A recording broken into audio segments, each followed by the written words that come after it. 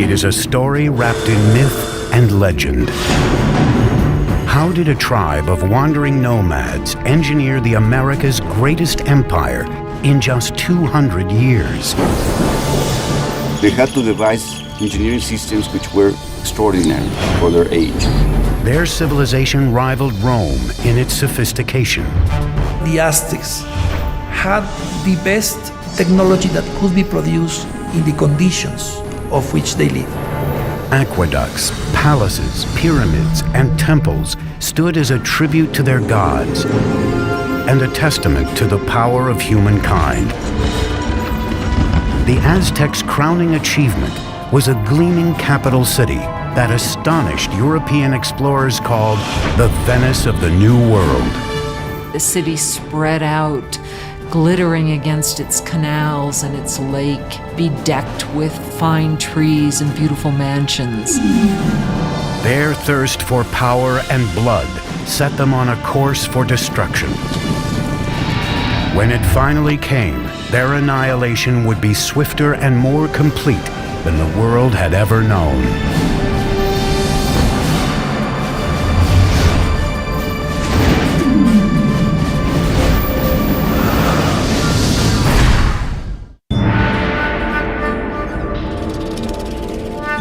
(1325 AD), central Mexico, near modern-day Mexico City. A young girl, just a teenager, is celebrating her impending wedding. She is the daughter of a tribal king, and she is about to join a new tribe that has been a guest of her kingdom. That tribe is now known as the Aztecs. As part of the ritual, 5 Aztec noblemen lead her to an ancient temple for the ceremony. But as she reaches the top, the noblemen suddenly veer her away from the altar and onto a slab of stone in front of the temple, one used for sacrifice. Each man holds a limb, while a 5th lifts an obsidian knife high in the air. With one searing move, he slashes it through her chest and extracts her still beating heart. That evening, the king is invited to a ceremony to celebrate the marriage. Instead, he finds a priest performing a dance, wearing the still glistening skin of his daughter. As part of the ritual, the Aztecs had flayed her to honor the god of fertility. He saw this and he was absolutely horrified at what he saw, his dear daughter.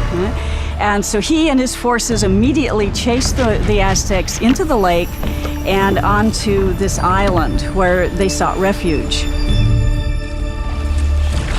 The marshy island was an unwelcoming place. Yet it was from here that the Aztecs would beat the odds against them and forge the most powerful empire of the Americas.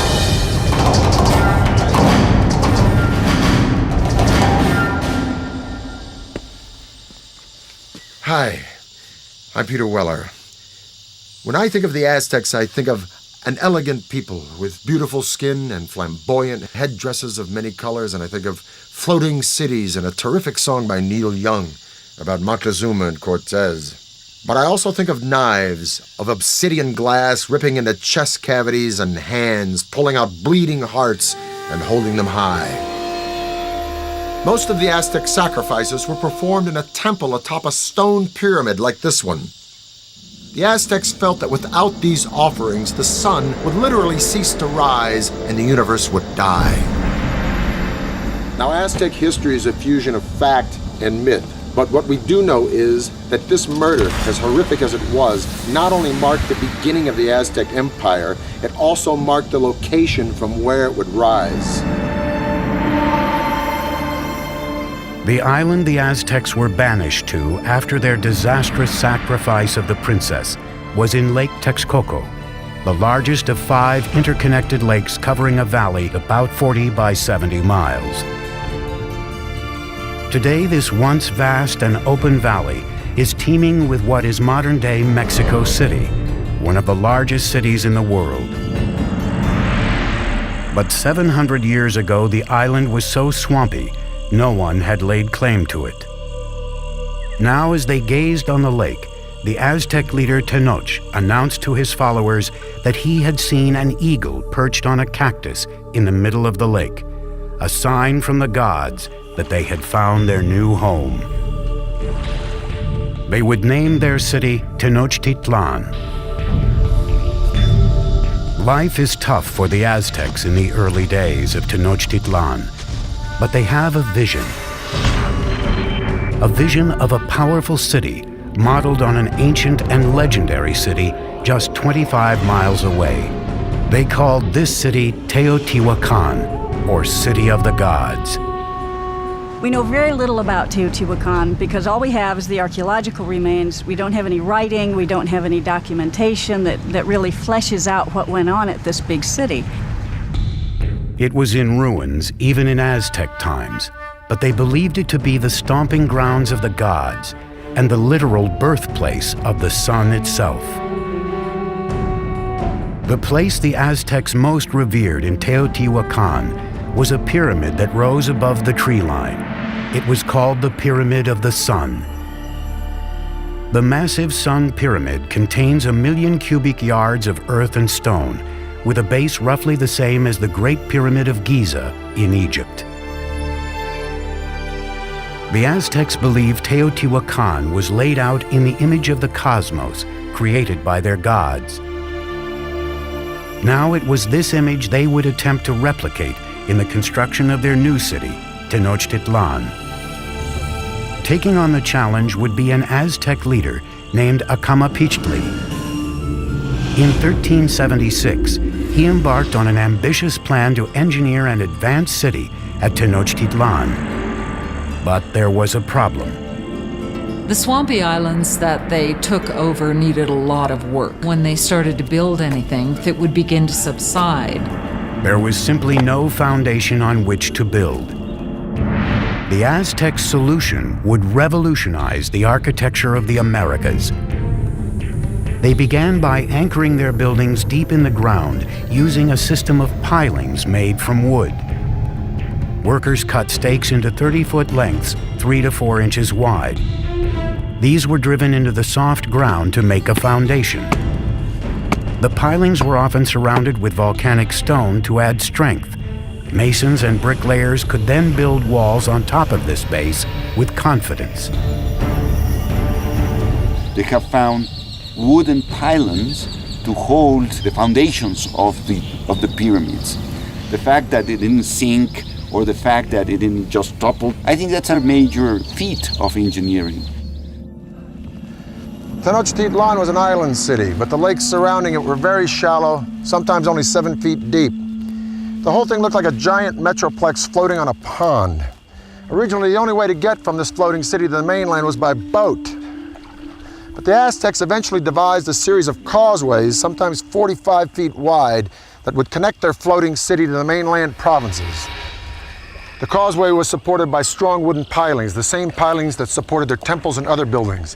Thousands of these pilings had to be driven deep into the lake bed, and this presented a logistical challenge that could only be met by a strong, skilled labor force and the best of Mesoamerica's engineers. To build a causeway, 2 lines of stakes were laid out. Then the space between them was filled with stones and earth until it reached several feet above the water level. This allowed the road to support enormous weight. These causeways were built very straight, they were very wide, with bridges that would open up that connected the city to the north, to the west, and to the south. The roads enabled the Aztecs to transport larger, heavier materials for building. But this presented a new challenge. There were no beasts of burden in Mesoamerica, so everything had to be done with humans. No carts, no wheel. Small loads would be carried on the back with a rope hung from the forehead. Large items like stone blocks or sculptures for a temple would be dragged by huge numbers of men pulling ropes, possibly using logs as rollers. Legend has it one stone bound for a temple required a force of 50,000 men to drag it from the mountains on the mainland across the causeway and into the city. The causeways would also present the Aztecs with a new way to get fresh water to Tenochtitlan. In the past, the Aztecs had transported water in canoes from the shore. But a huge boom in the city's population meant they needed a higher-tech solution to keep up with demand. They wanted to use water from the springs on the mainland, and so they wanted to build an aqueduct. But the springs were under control of the dominant tribe in the region, the ruthless Tepanecs. The Tepanecs were the controllers or the dominators of all the valley. They had a very strong empire. So they were the lords of the valley. So the Aztecs were tributary subjects to them. As the Aztec population grew, tensions with the Tepanecs began to simmer. Now the Aztecs decided to issue an ultimatum that could change the balance of power in the region. The people of Tenochtitlan not only demanded that the Tepanecs give them the water, but also demanded that they help construct the aqueduct. The Tepanecs' answer was swift and brutal. The Tepanec king, Maxtla, sent assassins who murdered the reigning Aztec leader in cold blood. This was the final straw. After decades of domination, the Aztecs would finally make their move and wage war against their ruthless overlords. And they would launch a series of wildly ambitious building projects around their growing island city that would earn them a reputation as the greatest engineers of the Americas. It is 1428, and the Aztecs have declared war on their overlords, a tribe called the Tepanecs.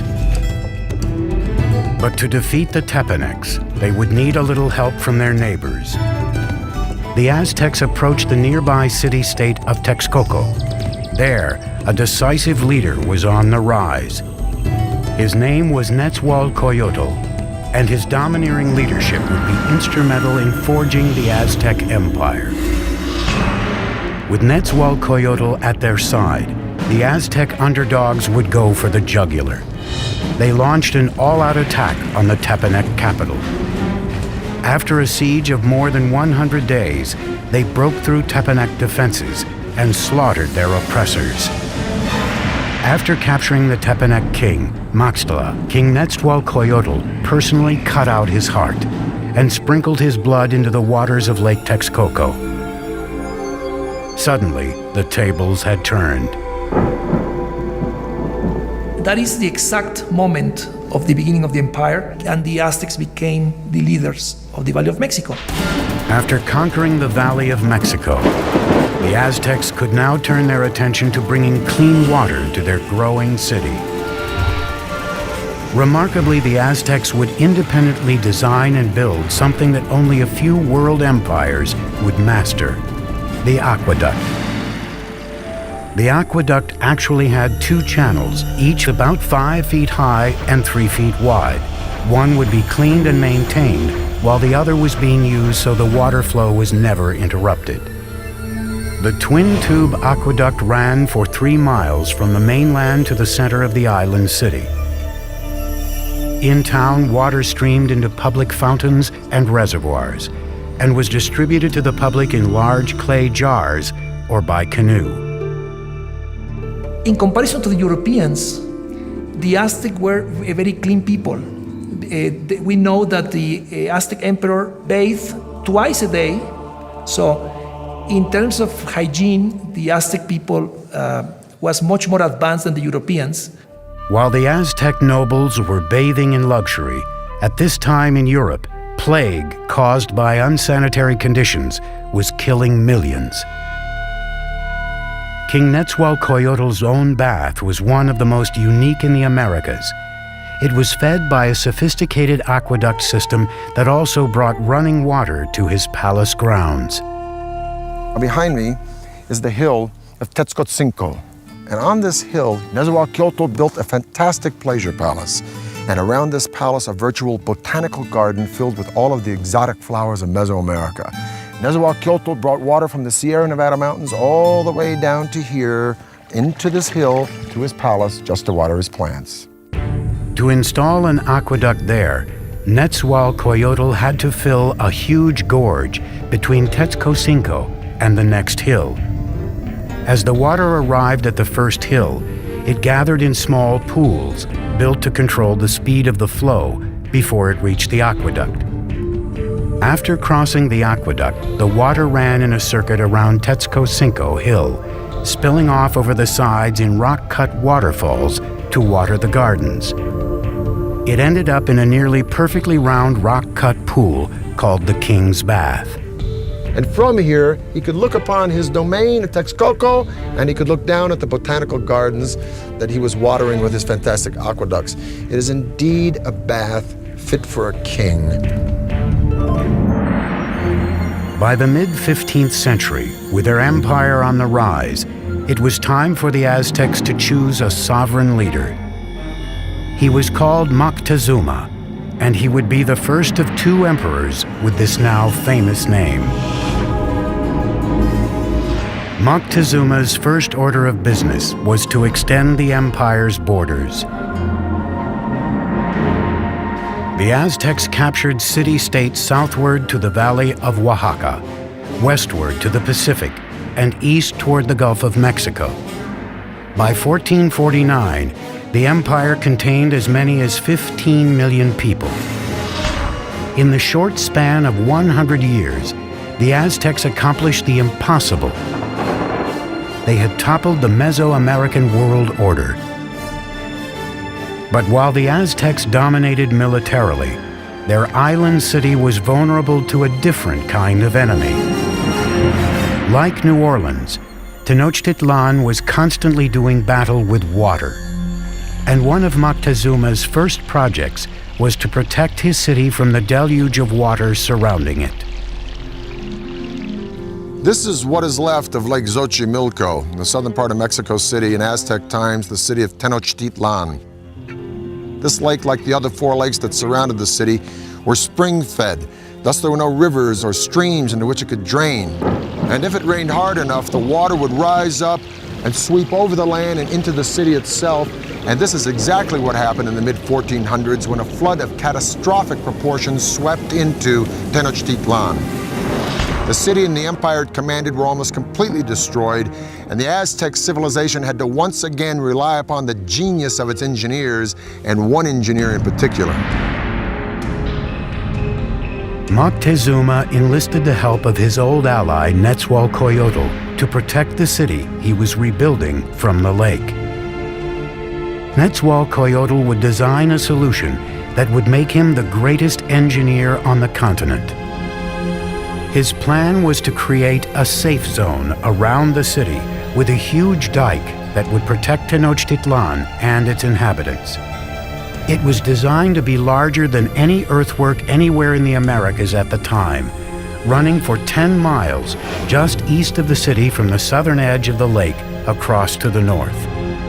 The walls were a wickerwork construction made of sticks, reeds, stone, and earth.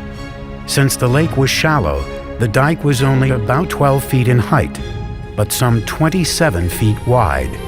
Nezahualcóyotl fitted the dike with sluice gates, most likely wooden doors that would be raised or lowered to control the water level behind it. The dike also served another purpose. It protected their water supply. It was important to build some sort of protective mechanism to keep salt water out of the freshwater western part of the lake. An army marches on its stomach, so said Napoleon. Now, an ample food supply for civilians is a no-brainer in the critical development of any civilization. But the Aztecs perfected a unique method, not only to provide a substantial food supply for its civilian populace, but to fuel the military expansion of its empire.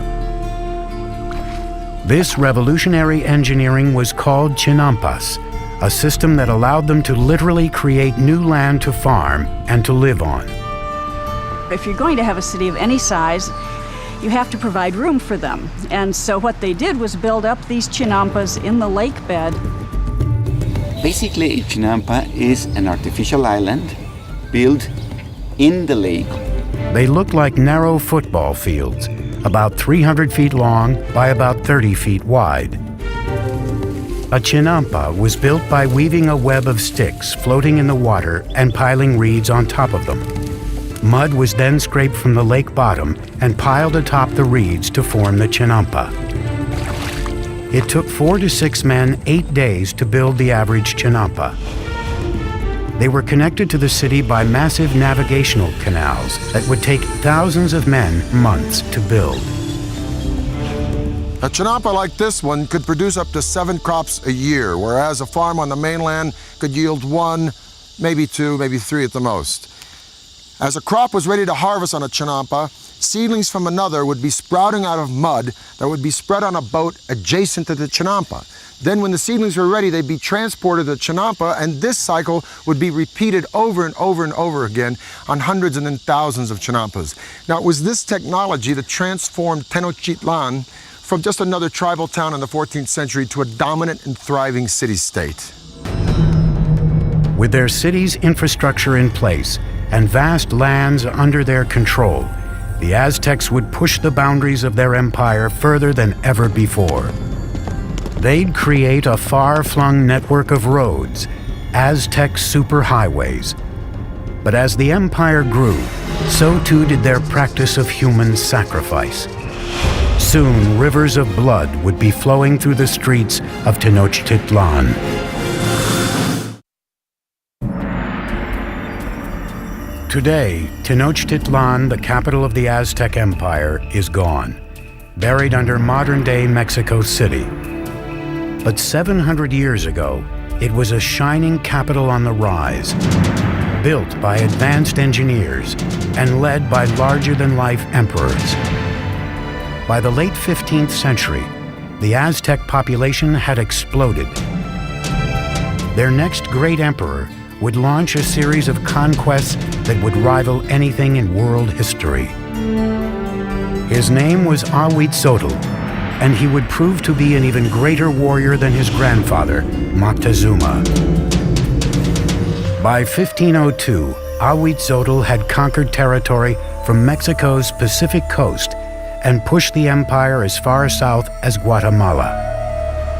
His reign was kind of like a golden age. He was a king that opened up transport routes to the coastal areas and to lowland areas where the Aztecs got their greatest luxuries, these shimmering tropical feathers, the gold, the precious stones that the nobles and rulers wore as symbols of their station in life. To transport riches to the heart of the empire, the Aztecs constructed a network of superhighways throughout central Mexico. Relay runners were stationed every few miles to create a sort of ancient Federal Express. Messages or goods could be sent 200 miles from the Gulf Coast to Tenochtitlan in just 24 hours, faster than the postal service today. With the empire at its height, the Aztecs under Ahuitzotl embarked on their greatest construction project, a massive pyramid at the very center of Tenochtitlan, the symbol of their absolute power. It was called the Templo Mayor, or Great Temple. The base of the pyramid was 240 feet deep by 300 feet wide and rose to a height of 15 stories. There were at least 117 steps in 2 staircases climbing 200 feet, leading to twin temples to honor the gods of rain and war. The temple was rebuilt on the same location 7 times, beginning in 1325 with the city's founding. As the empire grew, so did the pyramid. Each stage was simply built right on top of the stage before. The Templo Mayor was built mainly with a stone called tezontle, that is volcanic stone. It's a very lightweight stone that would prevent the sinking of the temple. For floors and walls, the Aztecs applied a lime plaster, which was a form of concrete. Some examples found today remain as hard as modern concrete, even after 500 years. Aztec workers labored for decades to complete their monument to the gods. The temple remained buried until 1978, when power company workers digging a trench accidentally uncovered a huge carved stone and discovered the temple ruins next to it. The disc, 11 feet in diameter, weighs 8 tons and depicts the dismembered body of the goddess Coyolxauhqui. Coyolxauhqui was the moon goddess, but her brother murdered her because she became pregnant in a very shameful way.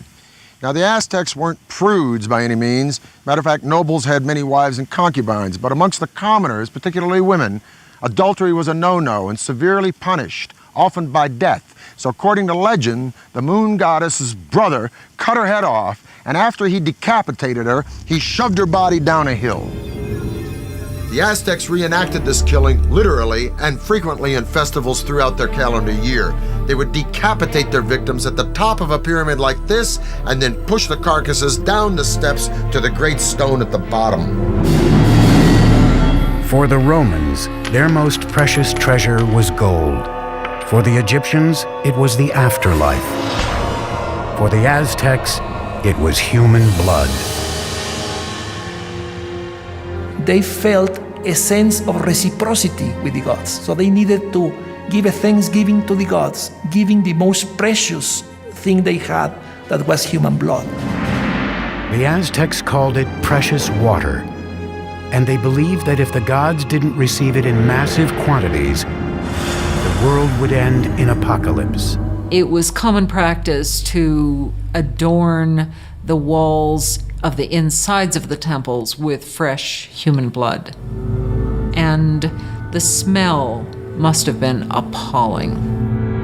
To dedicate his expansion of the Great Temple, Emperor Ahuitzotl held a mass sacrifice. The heads of victims were displayed prominently on skull racks around the temple. According to some chronicles, they say that there were sacrificed 20,000 people. From a practical point of view and from a scientific point of view, it sounds impossible. So I think that the chronicle that is written by Spanish sources is basically telling us that to their eyes they were many. As Ahuitzotl's reign continued, the bloodletting skyrocketed. Life in Tenochtitlan soon became an orgy of death. Friends and enemies alike would be brought in to witness the sacrifices. It's always ritual. Sacrifice is always a ritual event, but it was also a political statement, and it was a kind of form of intimidation. By the time of Ahuitzotl's death, the Aztecs had institutionalized sacrificial killing and turned killing on the battlefield into an art form. They were the America's fiercest fighters, an elite cadre of whom would have a spectacular new mountainside temple dedicated to them. But even they were not prepared for the war of the worlds that was about to descend upon them.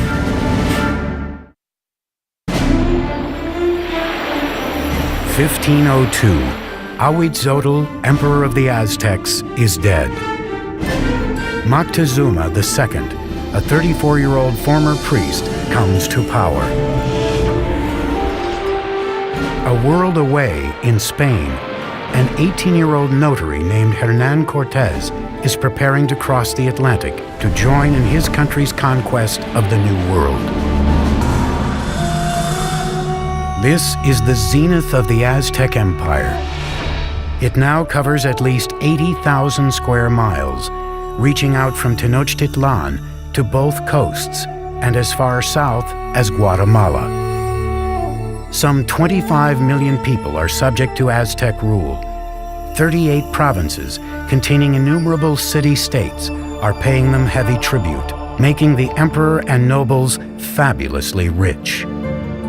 The city spread out, glittering against its canals and its lake, bedecked with fine trees and beautiful mansions. And Moctezuma II presided over it all. He was known for his statesmanship and military skills. A tough leader, he slaughtered the population of towns that wouldn't bend to his rule. but privately he was troubled. It seems that Moctezuma was a passive individual, perhaps even a depressive individual. Legend says that when he witnessed a comet streaking across the skies over Tenochtitlan, he spent the rest of the night in tears. As the weeks went by, he became increasingly paranoid. But at the height of his obsession with the supernatural, a very real threat approached from across the sea. Spies posted along the Gulf Coast reported strange sightings offshore that they were at a loss to describe. They never have seen a boat, so they didn't even have a word to describe that. So the Indians refer to those boats as mountains that move in the water. In 1519, after sailing from Cuba, Cortez landed with 11 of these floating mountains and 500 men on the Gulf of Mexico, 200 miles southeast of Tenochtitlan. The tribes were astonished by these men with metal armor and animals they had never seen. As he moved inland, tribes who resisted were brutally slaughtered, but many others were happy to provide him with provisions and men.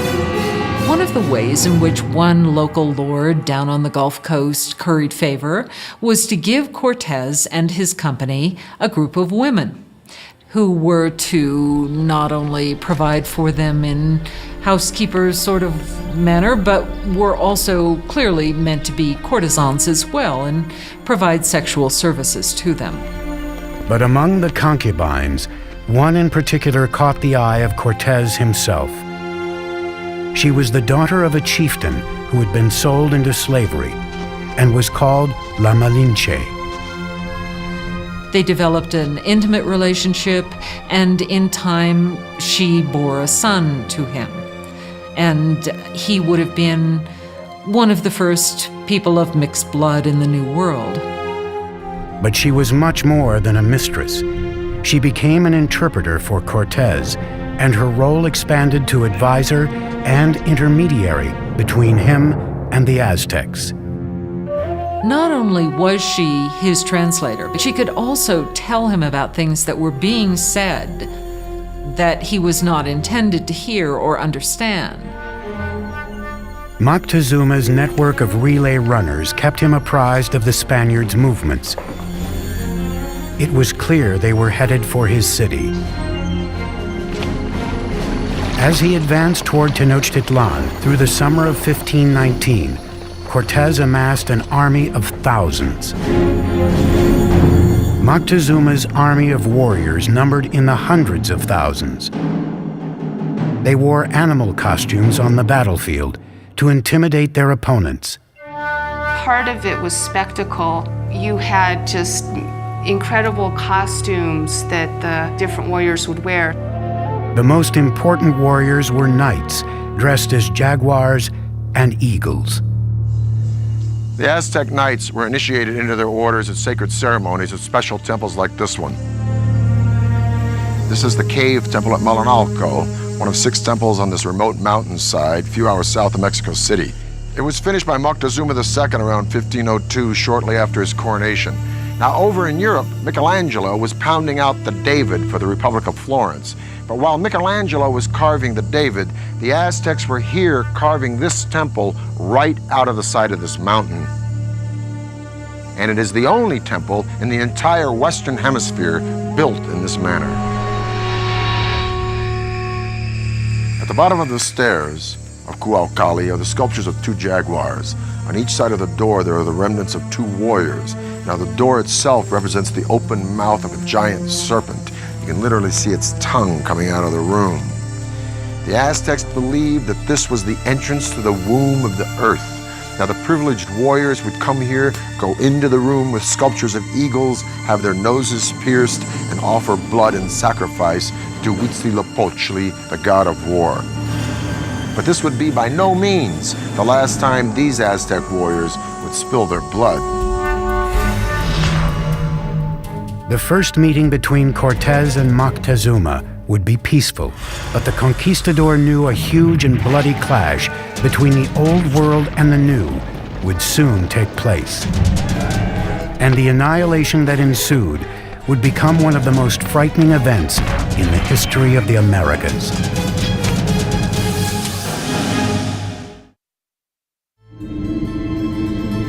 It is the fall of 1519. Spanish conquistador Hernán Cortés has finally reached the gleaming Aztec capital he has heard so much about, Tenochtitlan. When the Spaniards first saw Tenochtitlan, they thought they were in some kind of an enchanted vision. They thought they'd entered some kind of a dream. A massive force of native warriors, allied against the Aztecs, accompanies him as he advances on the main causeway into the city. The meeting of Cortés and Montezuma on a causeway approaching Tenochtitlan had to be one of the most remarkable events in world history. It's really a meeting of two different worlds. And Cortés offered his hand, but the minute he started to do that, to actually touch Montezuma, the noble attendants around Montezuma pushed Cortés away and said, no, that's a total indignity. Nobody touches Montezuma, the great lord of the land. The meeting of the two worlds was peaceful, but fraught with tension. Moctezuma by this time had become increasingly impulsive and prone to bouts of hysteria. So the encounter was an encounter of sensing the forces, no, in each side. But the Aztecs had a diplomacy and a warfare system that was somewhat naive in comparison to the very tricky and sly system of the Europeans. Moctezuma invited the Spaniards to stay in one of his palaces. It would prove to be a catastrophic mistake.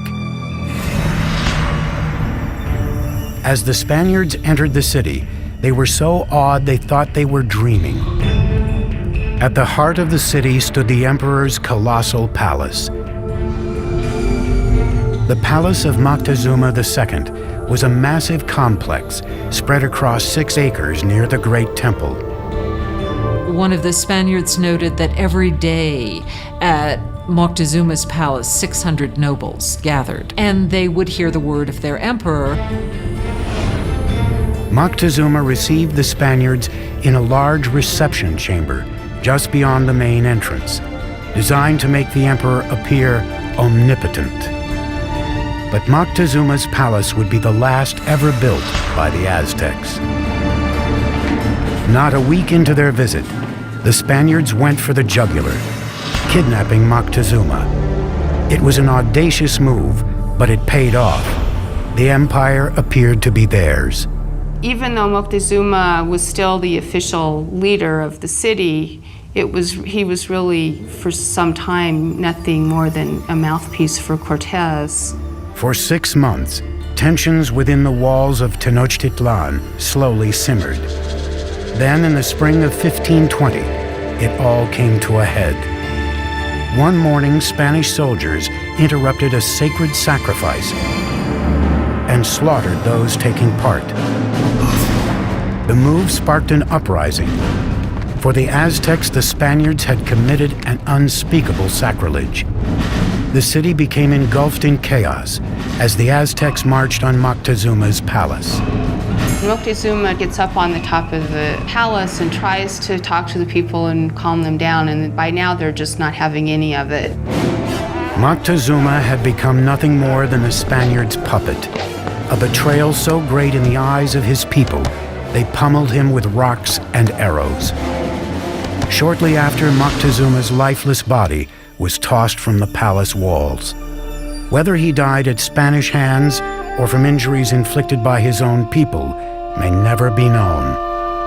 And the Spaniards at that point decide this would be probably a good time to leave the city. On the night of June 30th, 1520, the Spaniards attempted to escape under cover of darkness. But they can't separate themselves from the plunder that they've gotten so far, so they're weighted down with all of the things that they want to take with them. They were easy targets for the Aztec warriors who caught them on the causeway. bodies quickly piled up in the water. 400 Spaniards were killed along with several thousand of their Indian allies. That escape has come to be called the Noche Triste, the sad night. Cortez and a few others managed to escape with their lives. The Spaniards would now destroy the shining city of Tenochtitlan for good. He would begin by severing the lifeblood of the city, the aqueduct.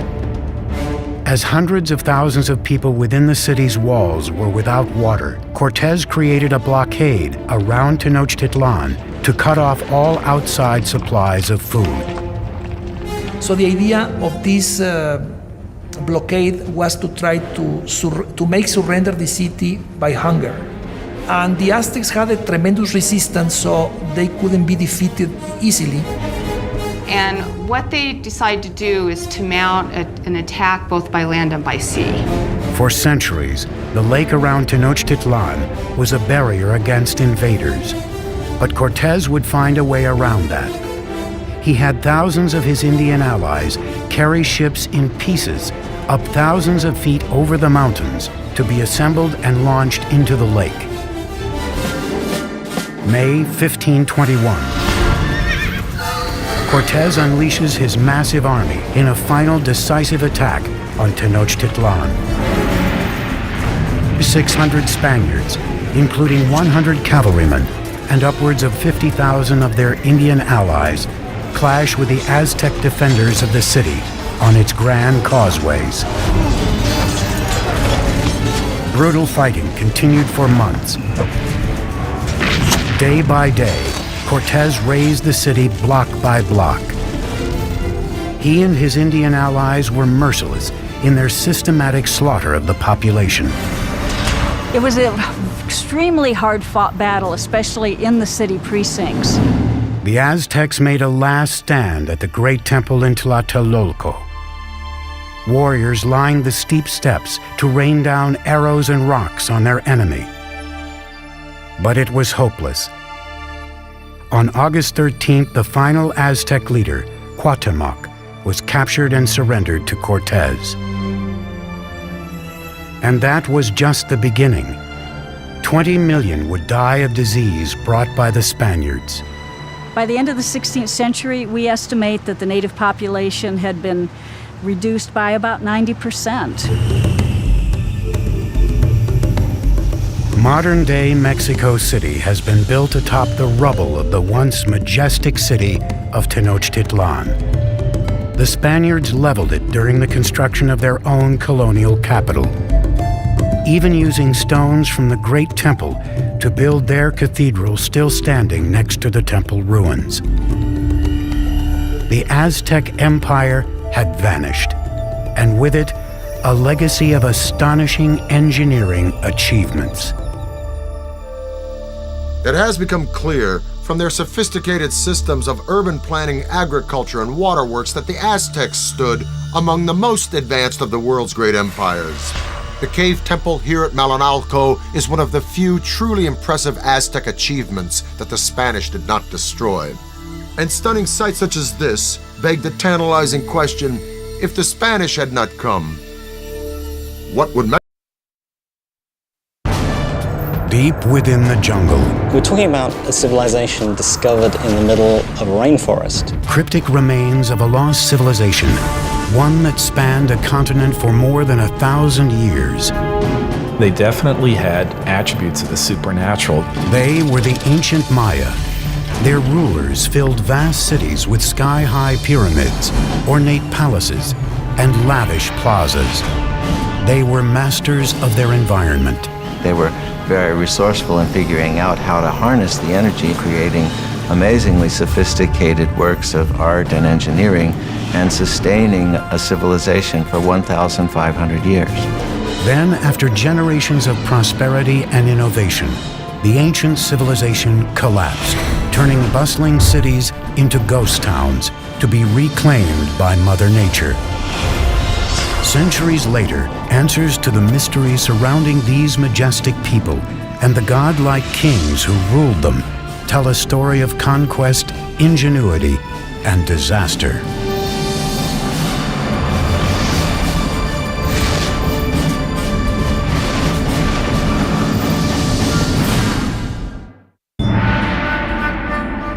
869 AD, in the lowlands of the Guatemalan jungle, the Maya are becoming desperate. Food and clean water are dwindling. Thousands of people are starving. And malnutrition and disease are ravaging the population. The Maya no longer trust their divine rulers to appease their gods. Political turmoil plagues the kingdoms, and one by one, the great city-states are being abandoned. The ancient Maya civilization is crumbling. City after city, area after area begins to fail. Cities are abandoned, kings disappear, and what had been classic Maya culture really comes to an end. What happened to this great people? Even today, scholars are still mystified. We know that people began to disappear. The question is, how did that happen? The answer may lie in complex hieroglyphics known as the Maya Code. A hieroglyph is a complex way of conveying all the information that Maya people could think or express, and is the only example in the Americas of a complete complex system of writing.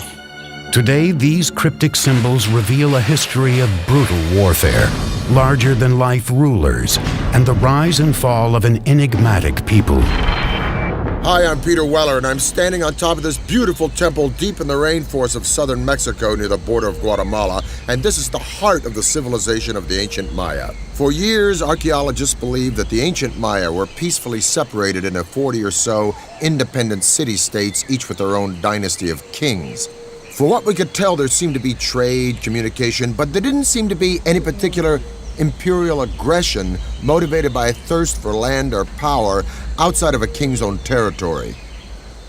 But in the last half-century, these theories are starting to fly in the face of a different story because hieroglyphs like this one, the remnants of the ancient Maya's advanced writing system, are painting a whole new picture. The touchy-feely 1960s and New Age ideas of a gentle and loving people are being fast replaced by a much more complex reality of city-states, butting heads and bloody clashes. And now we have evidence that brutal battles and human sacrifice were fundamental components of life among the ancient Maya.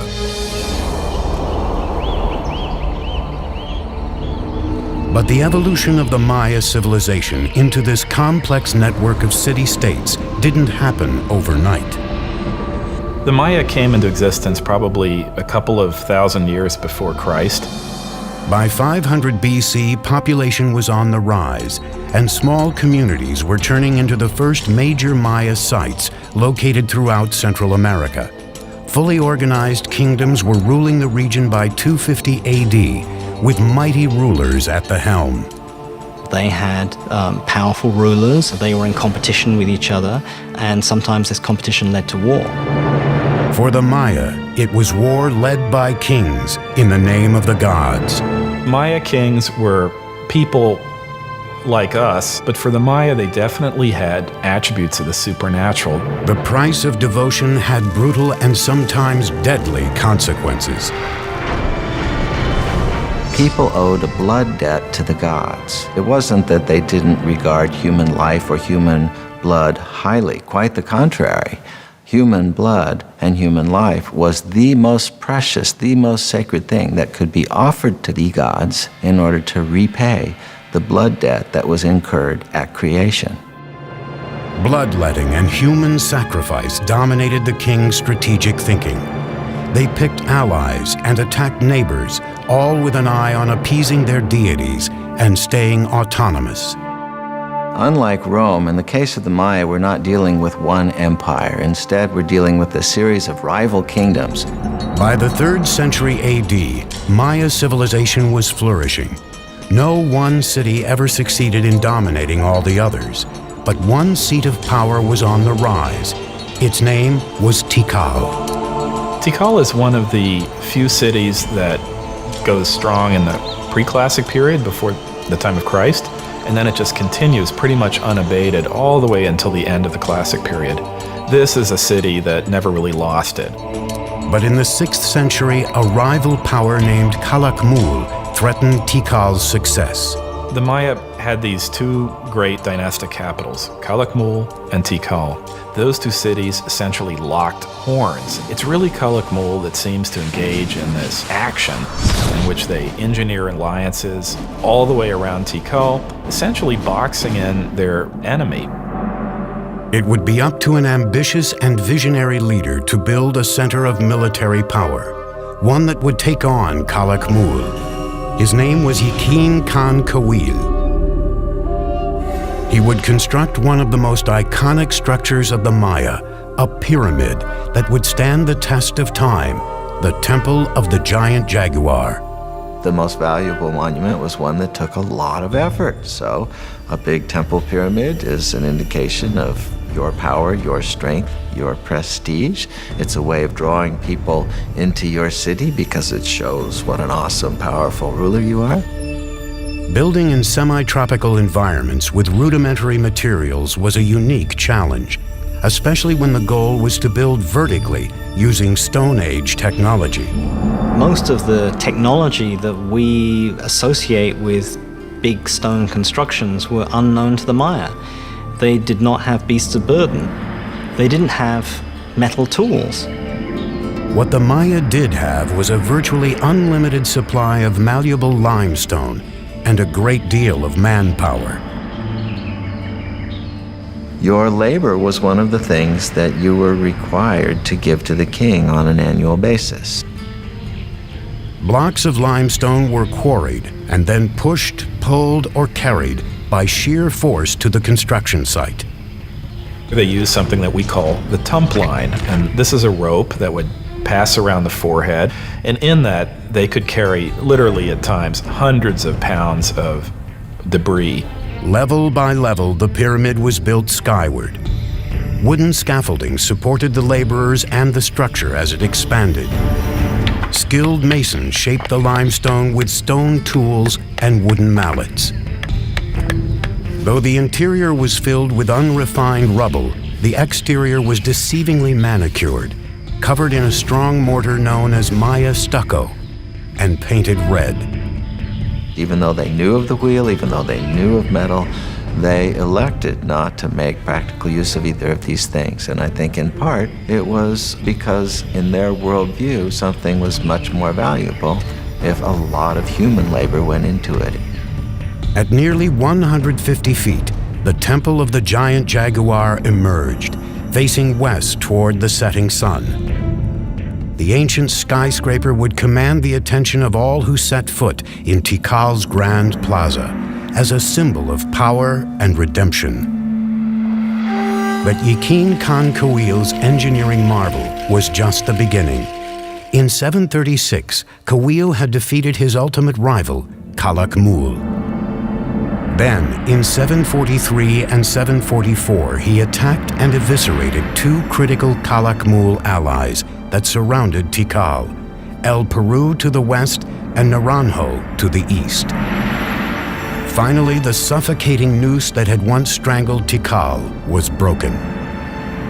In celebration of this, he builds a whole series of major expansions to the palace, new pyramids. And when we look at Tikal today, in many cases, we're looking at the fruits of that success. He may have even launched the construction of the tallest of Tikal's structures, Temple 4.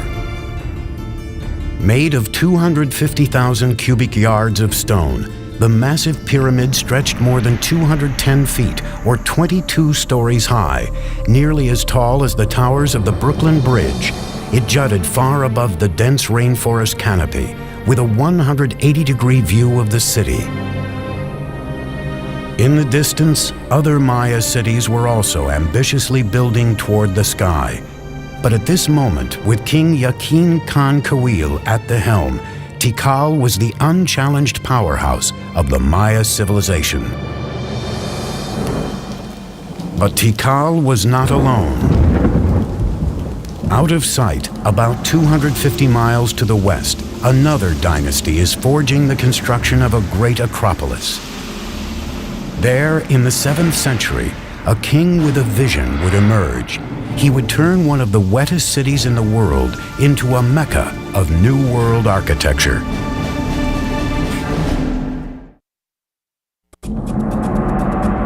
611 AD, on the outskirts of the Maya world in southeast Mexico, a city by the name of Palenque is on the ropes.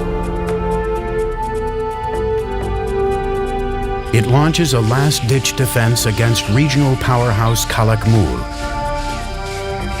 Palenque's forces are overwhelmed, and the king is killed with no male heir to the throne. Because Maya kings were thought to be divine lords, their lineage is key to survival. The end of a dynasty usually spelled disaster. Yet at this critical moment, one of the greatest building campaigns in Maya history was about to begin in Palenque, and the king behind it would remain unknown until the middle of the 20th century. In 1949, some of the questions regarding the mysterious dynasty of Palenque are answered when archaeologist Alberto Rus-Luye is excavating this 75-foot-high temple, now called the Temple of the Inscriptions. Now, I'm in pretty good shape, but those guys had headdresses and big robes, obsidian knives and swords. I thought I'm in pretty good shape, for an old guy anyway. But I don't know how they did it. I don't know how Alberto Rus-Luye did it. But I still got a lot to go. And when he gets up into the sanctuary, he looks around and he notices on the floor a row of holes covered with stone stoppers, and he figures out that these holes were made for ropes in order to pull up the slab, just like I'm on a trapdoor. So he pulls up the slab, this one exactly, and he follows a steep staircase filled with dirt and debris.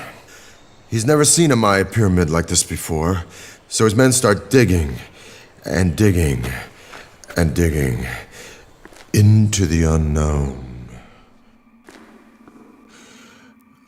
The wet stairs are very slippery from the moisture and time and the rain from the forest, and he finally gets down to a plateau. And he notices that the whole pathway doubles back and then continues, and he finds hidden doors, secret passageways, signs that a lot of thought and calculation went into building this structure. Finally, after 3 long years, he gets to the bottom of this 80-foot stairway, and there he sees a small corridor.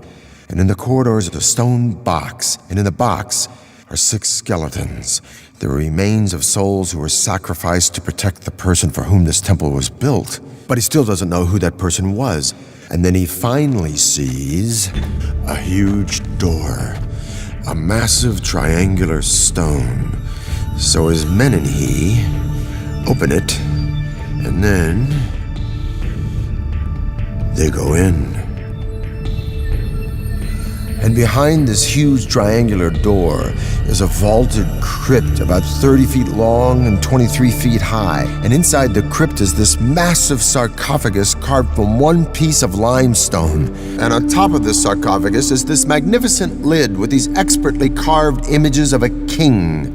Along this edge, by the way, which is covered with cinnabar, this red stuff, is poisoned to the touch to keep looters from coming in here and ruining it. And by the way, if the ancient Egyptians might have used this, we might have had more antiquities coming out of that country today. But along this edge is the image of a shield, and up in the sanctuary is another image of a shield. And the ancient Maya word for shield is Pakal. So Alberto Rus had discovered the tomb of the most important Maya king, Pakal the Great. Pakal's ascension to the throne in 615 AD came during the most critical time for Palenque. With no direct heir, the elders of Palenque had turned to an outsider, a royal who lived outside the kingdom named Lady Sakkuk. Now she returned to Palenque with her adolescent son, Pakal. The future of Palenque hung in the balance as the young boy was crowned king by his mother. He was just 12 years old. She sort of kept the throne warm for him for over 10 years while he was growing up. As the young king grew into adulthood, Pakal had to deify himself to legitimize his rule. He declared his mother to be the living embodiment of the first mother, who created humans and the gods. He then was the son of a goddess, an exalted position that removed any question of his legitimacy.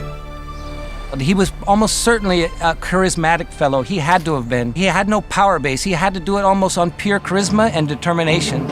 As a Johnny-come-lately, as someone who needs to prove himself, he's going to be as splashy as possible, and so he constructs the most gaudy buildings imaginable. He is establishing all sorts of new architectural patterns. To authenticate his lineage, Pakal set off on a building spree to revitalize his battered kingdom. One of his first orders of business, the renovation and expansion of the royal palace, an impressive structure that sits in the heart of the main plaza. More than 70,000 square feet, the palace would become a maze of galleries, chambers, stairways, courtyards, and tunnels, and was designed to reflect his ideas of grandeur. At first, Pakal's architects, like those throughout the Maya world, employed what is called the corbelled vault to support their soaring structures. Now, this was a pretty straightforward structure where a series of lines of stones of ever-decreasing height are laid on top of each other. So it forms really a kind of inverted V shape with a row of capstones along the top. But the corbelled vault left something to be desired. This basic construction limited interior space and light and forced architects to build walls wider than even the space it enclosed. Driven by a determined king, Pakal's engineers now looked for solutions to this problem. What the Palenque designers succeeded in doing was lightening the weight. They produced sort of honeycomb structures on the top of these buildings. They could make their spans wider, area, more light could come in. These innovations reduced the stress on the load-bearing walls, creating a more open and inviting feel than the traditional Maya buildings. Over 60 years, Pakal's builders became the best in the New World. But it wasn't until the end of his rule that Pakal commissioned one of the most complex and imaginative projects ever attempted by the Maya, the Temple of the Inscriptions. The discovery of the Temple of the Inscriptions changed all our ideas about Maya pyramids. They weren't supposed to be mortuary shrines. Inside, along a stairway leading down to the tomb, engineers built a psychoduct, or hollow tube. It's a conduit that allows someone on the top of the pyramid to speak into this speaking tube, and eventually you would be able to presumably communicate directly with Pakal in his tomb. This 20-ton sarcophagus was built to last an eternity. This actually had a lid which was rolled off to one side, and there was a cavity for his body to be put, so that when he eventually did die, the door was sealed and the stairway was blocked. His architects and sculptors designed a coffin rich in symbolism, portraying the resurrection of Pakal in the afterworld. Royal scribes were ordered to draw a grid to accommodate 640 glyphs that would tell the story of Pakal's reign. Many Maya pyramids don't leave much textual record on them. The opposite is the case in the Temple of the Inscriptions. Everything about it, from these huge tablets on the summit to the information inside, proclaims that this is the final resting place of the founder of one of the great Maya dynasties. In 683, during Pakal's 68th year as king, the 12-year-old boy who grew to be one of the great Maya rulers died at the age of 80. He was covered in red cinnabar and adorned in lavish jewelry. A jade mask was placed over his face. Though the legacy of Pakal the Great would be hard to match, his son had been waiting on the sidelines for nearly 50 years. With the clock ticking, he would launch a series of building projects harnessing the laws of physics and Mother Nature.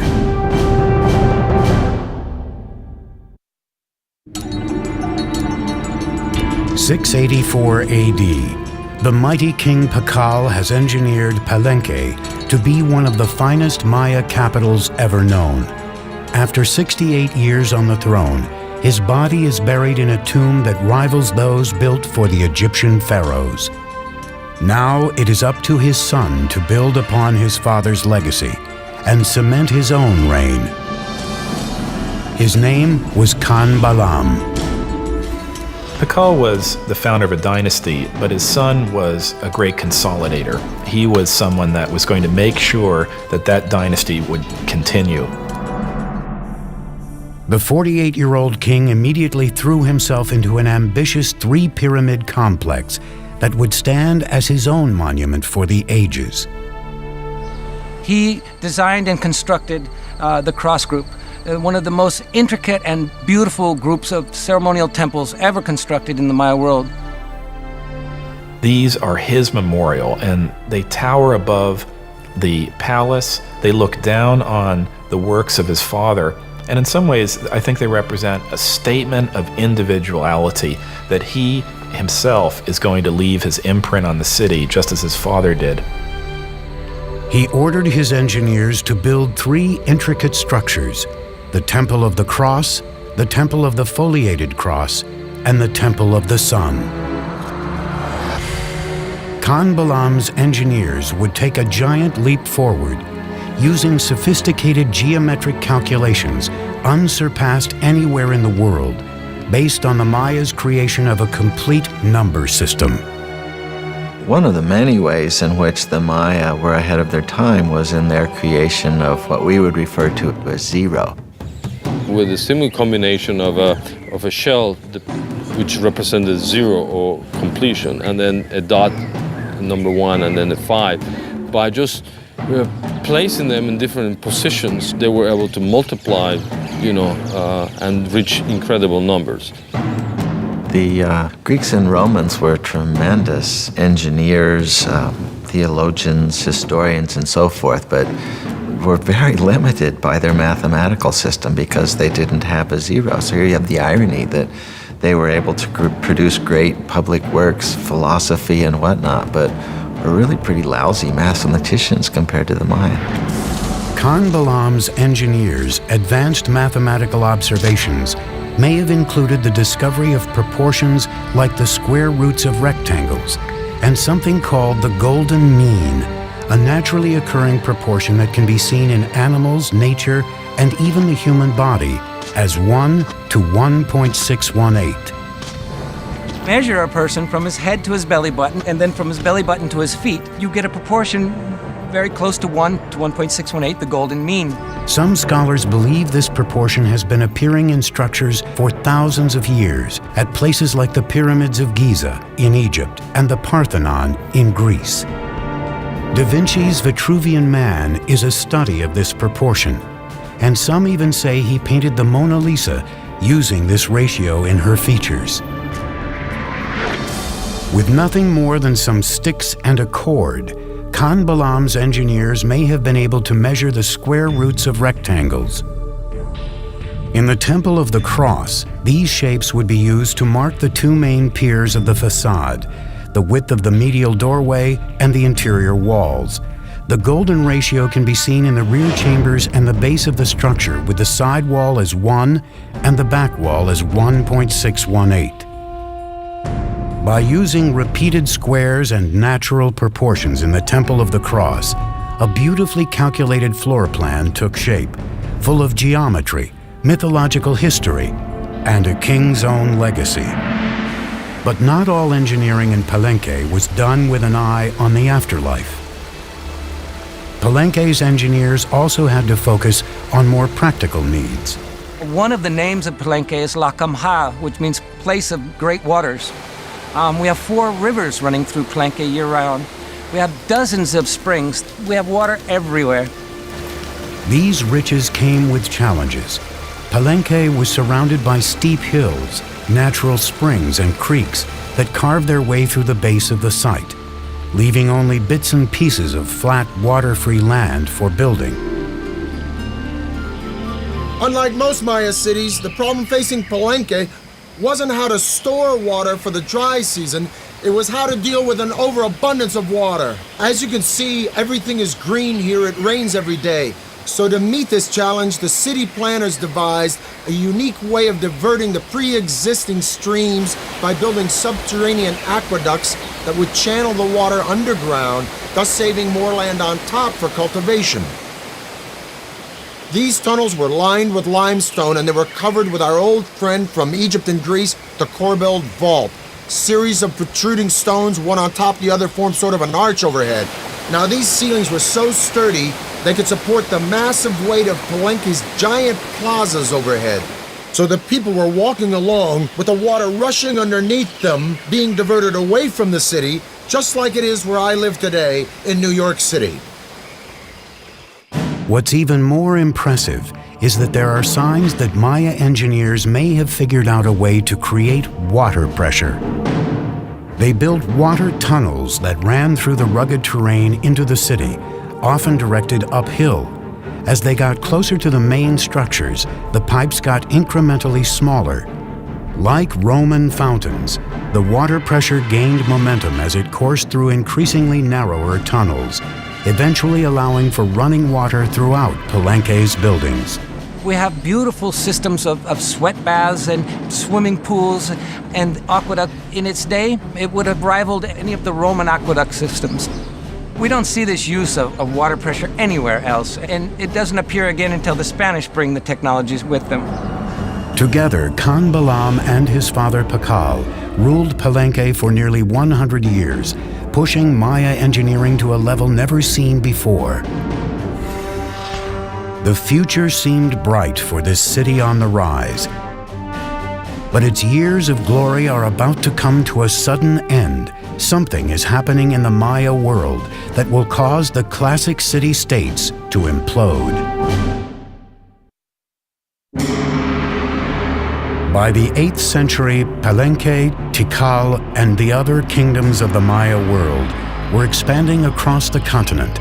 Tall pyramids, unparalleled city planning, and sumptuous royal palaces advertised the glory of the great kings. Then, suddenly, these cities began to unravel, one after another. Royal sculptors stopped carving their monuments with historical information, and kings halted their construction projects. Maya civilization had plunged into darkness. It's not that the entire Maya lowlands is abandoned overnight. It's that, one kingdom falls here and another one 10 years later falls over here, then another one over here. The causes of the Maya collapse remains a great debate among scholars. We're really talking about a society that was pushing itself to the limits. There is no one single explanation for this implosion, but scholars seem to believe that environmental catastrophe led to a full-blown meltdown for the Maya civilization. The soil no longer produced crops, thus lack of food and polluted water produced malnutrition and disease. The Maya could no longer count on their kings to intercede with their gods because their great society was in a death spiral, and their kings, so long counted on for guidance and prosperity, were powerless to stop it. So sadly, but slowly and surely, the people voted with their feet, and the ancient Maya left their beautiful cities forever. There were no signs of mass graves. They did not vanish. Where did the millions of Maya go? If you wanted to go where it was happening, you moved north. Go north, young man. The cities that die in the south, and that's the only way to describe it, is they just go into oblivion, are never really replaced. But there are locations all around the Yucatan Peninsula where the cities not only thrive, but they begin to grow explosively. This growth was enhanced by an elaborate network of causeways called sacbes, or white roads. The sacbes weren't just local transport, they were emblems of the great political power of two allied cities that had the wherewithal to create this magnificent royal procession way between their two kingdoms. As much as 60 miles long in some places, they were a marvel of engineering. They would place huge rocks on both sides of the causeway and then filling whatever was in between with cobbles and unfinished rocks and stones, and then they cover all this surface with stucco, nice plaster, and then upon it they create this smooth surface. In the Yucatan Peninsula, the Sac Bays often charted a course through the rough terrain in perfectly straight lines. It's not easy to cut a line 60 miles that doesn't deviate even a degree. I would really like to know what instruments they use. We have no record of it. These causeway systems allowed for rebirth, movement, and trade in the north, and it is there that the ragged survivors of the southern lowlands hope to find a second chance, in a Yucatan city called Chichen Itza. Chichen Itza came to be the largest and most powerful city from about 800 to 1050 or so that had a real knack of being a big tent. So it was a very cosmopolitan place, and I'm sure it traded handsomely on that reputation. One of the buildings unique to the site was El Caracol, an astronomical observatory. The Maya were obsessed with both time and the stars and spent centuries looking to the sky for answers. The Maya probably had something called a gnomon, which is a series of two crossed bars, and by looking at the intersection of those two bars, they would be able to focus on something. With just basic tools, the Maya were able to track the movement of the stars and planets and the passing of time. Like Stonehenge, this was a place where people could make solar and lunar observations. The staircase in the front of the building faced 27.5 degrees northwest, out of line with other structures, but in almost perfect alignment with Venus's most northerly position in the sky. It was closely aligned with the celestial bodies and occurrences, such as the movement of Venus and the solstices. In the higher tower of the building, 3 openings survive today. They are small, narrow, and irregularly placed, but they align along astronomical sight lines. In the Caracol, we can see in its orientations, in its peculiar displacements, in its odd alignment of buildings, a focus on what Venus was doing at the time. Venus is a kind of variable actor up there in the skies. Sometimes it moves in this direction, sometimes it moves in that direction. The Caracol seems to be about looking at Venus when it's come to the end of a certain kind of motion. This astute astronomical observation allowed the Maya to build their interlocking calendars that were more accurate than any other used in the ancient world. The Maya had 2 calendars, one ritual and then, the solar calendar that is very, very similar to what we use in the Western world. The Maya measured the solar year to be 365 days. Their measurements for the revolution of Venus and the occurrence of lunar eclipses were equally on target. In just 200 years, the Maya had achieved a rebirth in the wake of the catastrophic destruction of their southern cities. But now the North would face an even deadlier enemy, one that was capable of annihilating the Maya while leaving their cities intact. In the 9th century, the classic Maya cities suddenly and mysteriously collapsed, ending the era of greatest prosperity and growth. Rebirth in the North gave the Maya an opportunity to combine astronomy and engineering on an unprecedented scale. At Chichen Itza, signs of continuing obsession with the skies left a permanent mark on Maya architecture.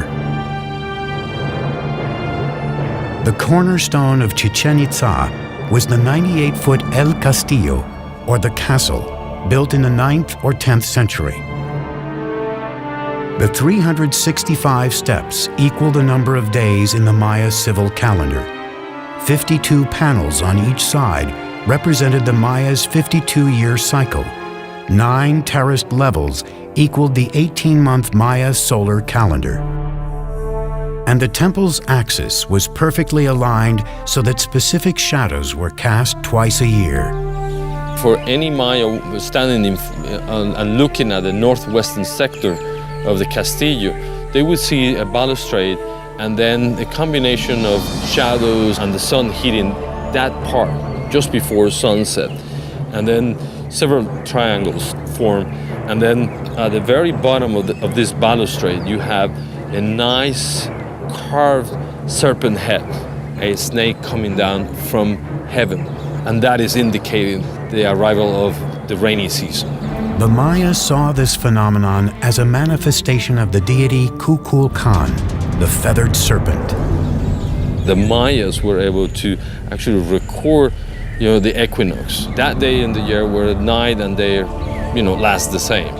Every year, March 21st, you see the descent of Kukulkan. Surrounding El Castillo, the civic buildings took on a new characteristic: spaciousness, with a broad open plaza, temples, marketplaces, a ball court, and colonnades. So the colony hall not only housed the feasting events, but maybe individuals were brought into the plaza. The general public was probably invited, depending on the occasions, to come to the plaza and witness the arrival of these, traders, the merchants. Greek or Roman in appearance, these round columns were used as a new type of structural support and were an architectural first in the Maya world. The benefit of a column is that it allows you to create flat roofs. You're not investing all of your energy in creating stone buildings that are going to be containing corbel vaults, which may or may not collapse. The columns were simple in design. Round drums were placed one on top of the other, filled with rubble in between. A square section was placed at the top, and then flat rooftops made of stucco and wood were added to form expansive covered interiors.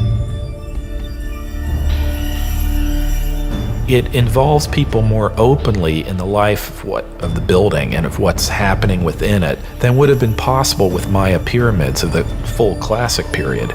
Those pyramids are mostly about exclusivity. It's about showing a space, holding it up high, but allowing very, very few people to look into it. The open column structures are much more inviting. But the welcoming atmosphere didn't last long. After more than 200 years of domination over the Yucatan, Chichen Itza suffered a fate similar to its neighbors in the south. It mysteriously collapsed. When the Spanish arrived on the shores of the Yucatan Peninsula in 1517, every large cosmopolitan center of the Maya world had been abandoned. Even so, a splintered Maya civilization living in small villages across the countryside put up a sustained fight against the conquistadors. They proved difficult to conquer because rather than taking a king captive or an emperor, as they did with the Aztec, they had to conquer one village at a time. And once they'd moved on to the next village, there'd be one behind them that would then begin to rise in revolt. Maya warriors killed conquistadors by the thousands, but their weapons proved useless against a more potent enemy: disease. Within 100 years, 90% of the population of the New World was gone. The Maya who survived faced further persecution. Friar Diego de Landa had been sent from Spain to convert the Maya to Christianity, and he ruthlessly enforced his religious teachings. Diego de Landa was a young idealist who came to the New World trying to save souls, trying to win converts to what he referred to as the one true faith. But the Maya didn't believe that they should instantly and forevermore reject all of their own beliefs. On July 12, 1562, Landa ordered an auto de fe, or burning of the Maya texts, believing they were the writing of the devil. This was the end of thousands of years of accumulated knowledge of Maya civilization, one of the great tragedies in human history. In a lucky twist of fate, 4 codices survived the inferno and wear and tear of time. By the 19th century, some of these books that happened to escape the clutches of these friars and their destructive urges began to make their way into public attention. Today, their survival story is just another mystery, in the complex history of the Maya.